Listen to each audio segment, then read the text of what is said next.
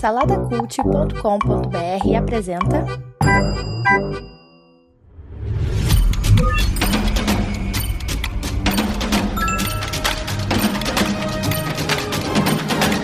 Bicicletas Voadoras, apresentado por Bruno Guedon. Contato, filme de 1997. Esse é um quadro novo aqui no Bicicletas, em que eu vou rever filmes antigos, filmes que eu já vi há muito tempo, e fazer um review, assim, falando um pouco sobre ele, sem spoilers ainda, né? Sem spoilers, porque mesmo sendo um filme antigo, pode ser que tenha muita gente que não viu. E, cara, esse é um filme sensacional, dirigido pelo Robert Zemeckis, que é conhecido por De Volta para o Futuro, Náufrago, Forrest Gump, enfim, é um diretor assim que, cara, que saudade que dá ver esses filmes aí dos anos 90, anos 80, 90, né? E esses diretores, eles tinham uma pegada diferente, cara, assim, existia um romantismo, talvez, na narrativa desses diretores dessa época aí, Steven Spielberg, enfim, tantos outros ali, que hoje em dia a gente não encontra mais, né, essas narrativas. E como eu falei, então, ele é dirigido pelo Robert Zemeckis e estrelado pela Jodie Foster, no período ali que ela ainda estava em alta pra caramba. Depois ela deu uma sumida, né, nos anos 2000, assim, ela sumiu. E também ali como coadjuvante o Matthew McConaughey, que, assim, futuramente aí, não lembro direito qual foi o ano, ganhou o Oscar até de melhor ator, ali no iniciozinho de carreira, bem novinho. E o filme o filme é baseado no livro do Carl Sagan. Para quem não sabe, Carl Sagan é um cientista, um astrônomo assim, muito famoso, que na verdade ele é mais conhecido por ser um grande divulgador da ciência do que pela própria ciência dele. Talvez eu esteja falando um pouco de besteira, mas o que eu sei dele é isso, é que ele é mais um divulgador assim, do que propriamente pela ciência, por descobertas que ele fez, enfim. Assim como hoje em dia a gente tem aquele Neil deGrasse Tyson, né, também, que meio que tomou o lugar desse cara. Hoje em dia ele é um grande divulgador assim, da ciência. E aqui a gente acompanha a história da Ellie, que é uma menina assim, muito inteligente, né? Desde pequena ela é inteligente e tal, e ela se interessa por astronomia desde pequena, incentivada ali pelo pai dela. E na verdade ela tem uma obsessão que é descobrir vidas em outros planetas, né? Vidas além da nossa aqui na Terra.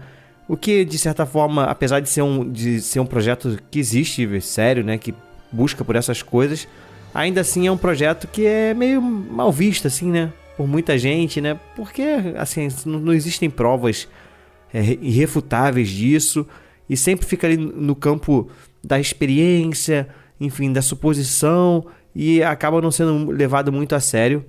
Mas tudo muda quando, de fato, ela consegue captar uma mensagem vindo de muito longe, né, de uma estrela chamada Vega. E o filme ali, ela começa a tentar interpretar essa mensagem junto com outros cientistas. A coisa toma uma proporção assim no mundo todo, não é uma coisa que fica só ali no campo ali do laboratório e tal, não. É uma coisa que ganha uma proporção mundial. E é aqui que o filme brilha, né, porque o filme aqui ele começa a trazer algumas coisas que faz a gente refletir, né? Como seria a reação do mundo a uma descoberta desse tipo? E o filme se esforça para mostrar como que a humanidade se comportaria em um caso como esse. Da mesma forma, basicamente o filme, a temática principal do filme, eu diria, é fé eu ia falar fé e religião. É fé e ciência, né? Religião e ciência. Como que essas duas coisas, em determinado momento, quando a gente fala de uma parte da ciência que é totalmente desconhecida, né? Qual é o limite disso para a fé? Porque a fé é aquilo que não se explica, né? Você crê em alguma coisa que não se explica. E a ciência, no caso aqui, a experiência que a Ellie está buscando também é algo que a ciência também tem dificuldade de explicar. Então, o personagem do Matt McConaughey é um padre. Então o filme ele transita o tempo todo por essa discussão e eu acredito com muito respeito, sabe? A gente sabe, né, que se eu não me engano o Carl Sagan é ateu e tal, mas o filme traz uma discussão muito respeitosa a respeito da fé e da ciência e como isso pode se relacionar e como existem pontos em comum ali na fé e ciência, né? O filme tenta dar uma resumida assim, dizendo que ambos estão na busca pela verdade. o que não é incorreto, né? Então eu acho que as reflexões que o filme traz nesse sentido são muito legais, dá para discutir muito a respeito disso. Principalmente ali no final, quando acontece um grande evento e tal. O filme ele tenta manter o pé no chão, tenta se manter assim, sempre dentro da nossa realidade, né? Mas em alguns momentos ele precisa extrapolar para trazer fica até um pouco meio fantasioso, né? Entra para a questão da ficção científica, mas puxando um pouco mais para a ficção em alguns momentos. Mas assim, eu acho que faz parte da história. Um ponto fraco que eu diria, e é uma coisa que é meio comum daquele tempo, né? É um romancezinho ali que acontece entre eles, meio forçado, umas cenazinhas meio clichês, né? Alguns personagens também que são muito caricatos, e é uma coisa que era tradicional nos filmes desses anos aí, dos anos 80, dos anos 90. Mas assim, é um filme que 25 anos depois, ele é de 97, então 25 anos depois, continua extremamente atual. Ele envelheceu muito bem, até mesmo os efeitos, assim, tem efeitos especiais e tal, ainda passam, assim, são legais.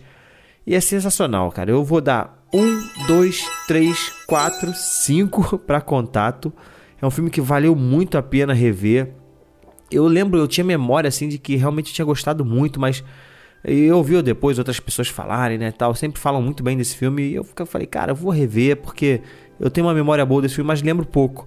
E realmente, assim, é um filmaço, vale a pena. Tá disponível aí na HBO. Na HBO, que esse filme é da Warner, né? Então tá lá no catálogo da HBO.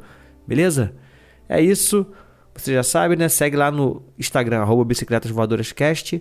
No YouTube, dá o joinha aí se você tá ouvindo no YouTube. Ou se inscreve no canal. No Spotify, Apple Podcast, avalia com 5 estrelinhas. E segue a gente lá no saladacult.com.br. Nosso site lá que a gente tá cheio de outros podcasts. Beleza? Até a próxima. Fui! Produzido por Imagem Vida Studios. imagemvida.com.br